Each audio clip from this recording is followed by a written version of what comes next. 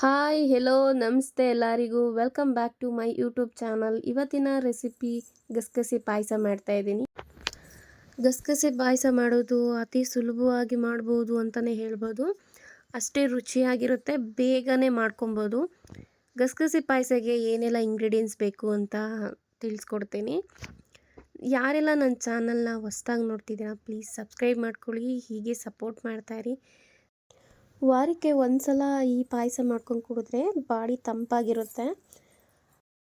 ಈಗ ಪಾಯಸ ಯಾವ ರೀತಿ ಮಾಡಬೇಕು, ಏನೆಲ್ಲ ಇಂಗ್ರೀಡಿಯೆಂಟ್ಸ್ ಬೇಕು ಅಂತ ತೋರಿಸ್ತೀನಿ. ನಾನಿಲ್ಲಿ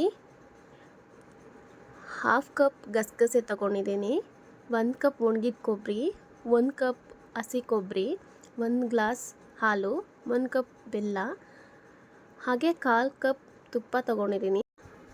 10 ಗೋಡಂಬಿ, 3 ಬಾದಾಮಿ, 5ರಿಂದ 6 ಏಲಕ್ಕಿ ತೊಗೊಂಡಿದ್ದೀನಿ. ಈಗ ಒಂದು ಪ್ಯಾನ್ ಇಟ್ಕೊಂಡು ಸ್ವಲ್ಪ ತುಪ್ಪ ಹಾಕಿ ಸ್ವಲ್ಪ ಡ್ರೈ ರೋಸ್ಟ್ ಮಾಡ್ಕೊತಾ ಇದ್ದೀನಿ ಗಸಗಸೆ. ಹಾಗೆ ಇದಕ್ಕೆ ಬಾದಾಮಿ, ಗೋಡಂಬಿ ಹಾಕ್ಕೊಂಡು ರೋಸ್ಟ್ ಮಾಡ್ಕೊತಾ ಇದ್ದೀನಿ. ಹಾಗೆ ಇಲ್ಲಿ ಒಂದು 2 ಟೇಬಲ್ ಸ್ಪೂನ್ ಅಕ್ಕಿ ರೋಸ್ಟ್ ಮಾಡ್ಕೊತಾ ಇದ್ದೀನಿ. ಚಿಕ್ಕ ಬಟ್ಲು ಇಟ್ಕೊಂಡು 2 ಗ್ಲಾಸ್ ನೀರು ಹಾಕ್ಕೊತಾ ಇದ್ದೀನಿ. ಬೆಲ್ಲ ಏನಿದೆಯೋ ಅದು ಹಾಕ್ಕೊಂಡು ಮೆಲ್ಟ್ ಮಾಡ್ಕೊತಾ ಇದ್ದೀನಿ. ಬೆಲ್ಲದಲ್ಲಿ ಏನು ಡಸ್ಟ್ ಇದೆಯೋ, ಕಲ್ಲಿದೆಯೋ ಅದೆಲ್ಲ ಮೆಲ್ಟ್ ಮಾಡಿಕೊಂಡು ಸೋದಿಸ್ಕೊತಾ ಇದ್ದೀನಿ. ನೋಡಿ ಎಷ್ಟು ಟೇಸ್ಟ್ ಇದೆ ಅಂತ.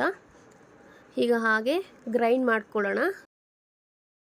ಗಸಗಸೆ ಪಾಯಸಕ್ಕೆ ಪೇಸ್ಟ್ ರೆಡಿ ಆಗಿದೆ. ಈಗ ಬೆಲ್ಲದ ನೀರೆಲ್ಲ ಹಾಕಿ ಚೆನ್ನಾಗಿ ಮಿಕ್ಸ್ ಮಾಡಿ ಎಲ್ಲ ಚೆನ್ನಾಗಿ ಒಂದು ಮಿಕ್ಸ್ ಮಾಡಿಕೊಂಡು ಇದಕ್ಕೆ ನಾನು 2 ಟೇಬಲ್ ಸ್ಪೂನ್ ತುಪ್ಪ ಹಾಕ್ಕೊತಾ ಇದ್ದೀನಿ. ಸ್ವಲ್ಪ ಹೊತ್ತು ಒಂದು 10 ಮಿನಿಟ್ಸ್ ಕಾಯಿಸ್ಕೊಂಡ್ರೆ ಸಾಕು, ಪಾಯಸ ರೆಡಿ ಆಗಿದೆ. ಅಷ್ಟೇ ಗಸಗಸೆ ಪಾಯಸ ಸಿಂಪಲ್ಲಾಗಿ ರುಚಿಯಾಗಿ ಮಾಡ್ಕೊಬೋದು ಮನೆಯಲ್ಲೇ.